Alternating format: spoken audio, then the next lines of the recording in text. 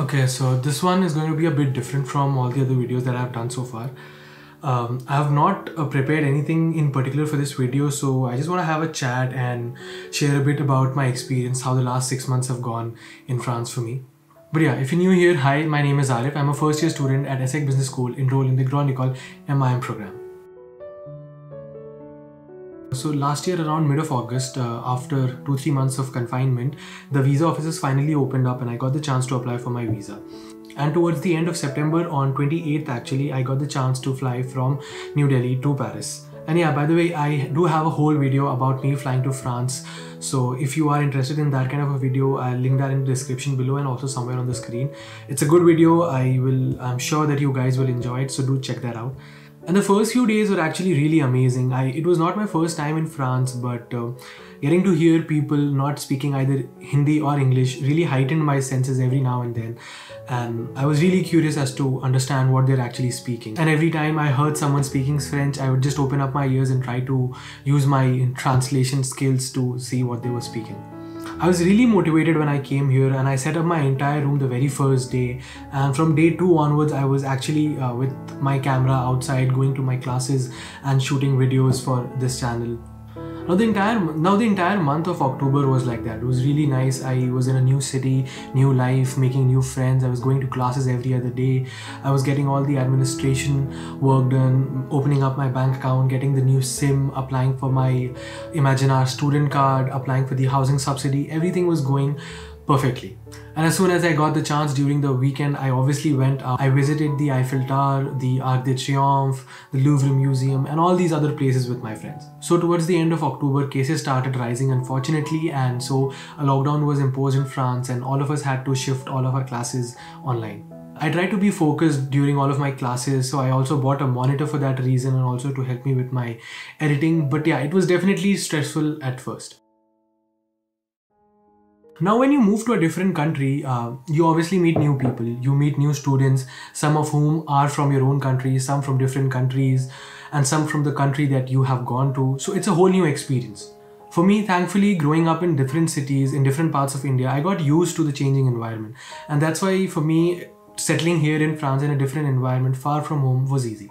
I was gelling up with everybody, I was making new friends, but certainly there were some times where I was feeling a little bit overwhelmed. There were a few instances where I was a part of the group and I kind of felt like an outsider. But that was nothing on purpose. It was just how I felt at that point of time. And with people, the main thing that a lot of us face is that we tend to fall into a competition trap, thinking he or she is ahead of us and maybe we are not on the right track. They are getting better grades than us. And sometimes we even go to the extent of thinking that we are the only ones lagging behind and everybody else is ahead of us. Now this is one of the most common traps that we international students fall in. To tackle this, first of all, it's very important to acknowledge this, that we are already in this trap. Otherwise, there's no bringing us back. We'll always feel as if we are in a rut and we are lagging behind. For me, whenever I fell into this trap during the last 6 months, I just rewired my brain and thought of my own past version as a competition and see how much I've progressed in those months.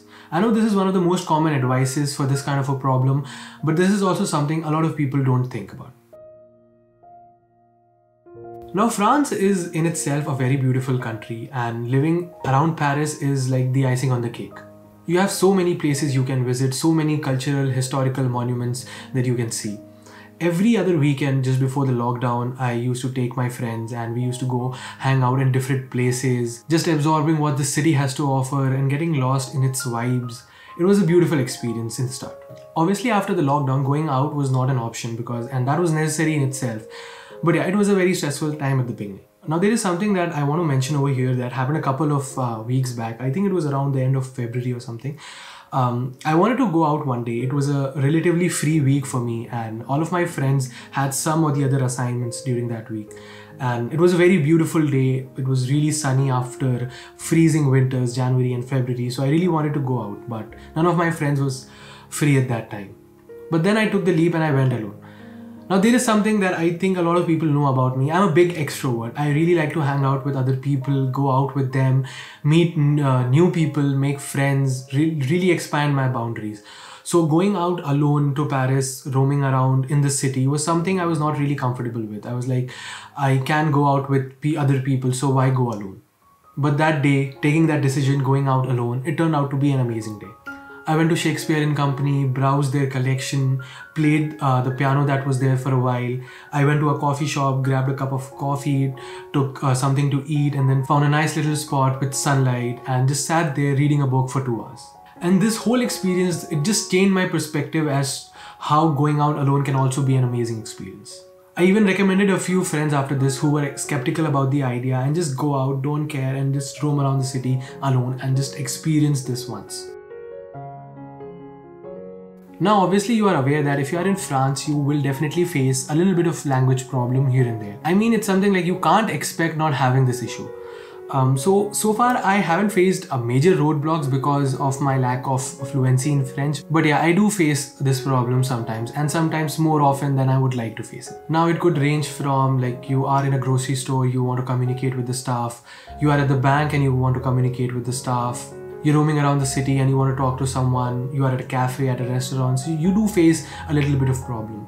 Now during the end of last year around Christmas, when I had a little bit of break, I actually was feeling homesick, so I went to visit my family here in Amsterdam, and that was a really surprising experience because I went to a few cafes, restaurants to get some food while I was out roaming around. I went to a few grocery stores, and to my surprise, a lot of people, even though they have their own language, Dutch, all of them were speaking English, and I didn't face a single problem with communicating with anyone because everybody knew English, and that was really like a good experience, and that was surprising for me. I am learning French slowly. I am taking the baby steps required, but it is true that I'm not quite there yet where I can have a conversation. But let's see where I'll be after a few months. Now definitely it's way too early for me to talk about the job opportunities here in France because I've only been here for 6 months. But this is something not a lot of people talk about, and this is actually one of the most important things that really stresses out international students, and not just in France but in any other country. Now being an international student, it's not easy.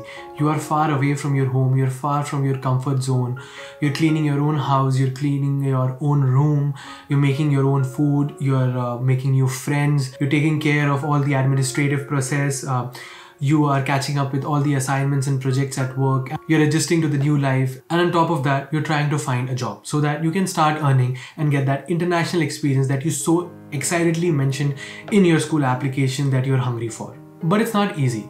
You apply to so many opportunities before anything even starts.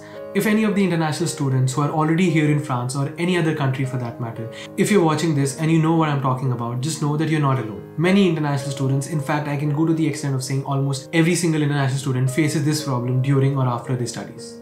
Just know that plenty of us are available if you want anyone to talk to. I have mentioned all of my social links down in the description below, and also I'll put them on the screen. So if you want to talk to me, just go ahead and send me a hi. For many of us, we are like thousands and thousands of kilometers away from home, and it's very easy to feel homesick. Definitely in a foreign country, you remember the roads that you drove on, maybe the roads that you walked on, the comfort of your home, your family members, your friends. It's easy to get homesick.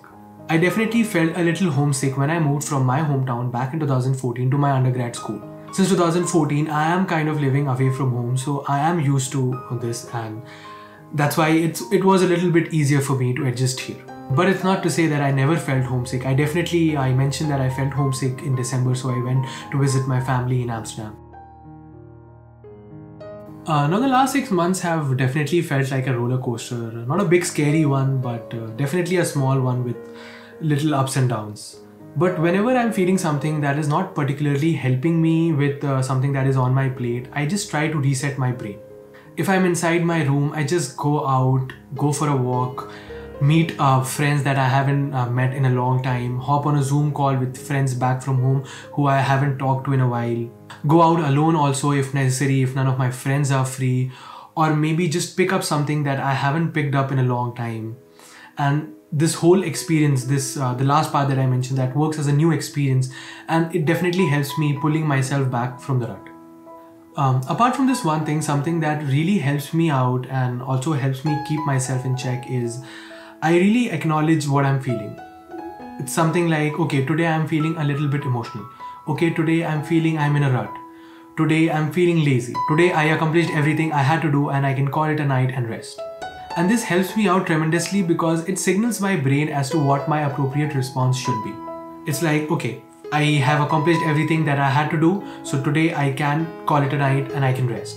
Today I'm feeling a little homesick. Okay, so let me call my cousins, let me call my friends back from my undergrad, or let me call my work colleagues back from Deloitte. Today I'm feeling I'm in a rut, so let me just try something new. Let me go try and playing the piano. All of this helps me pull myself out of the rut I'm feeling. Now, being an international student is tough, but it is definitely rewarding as well.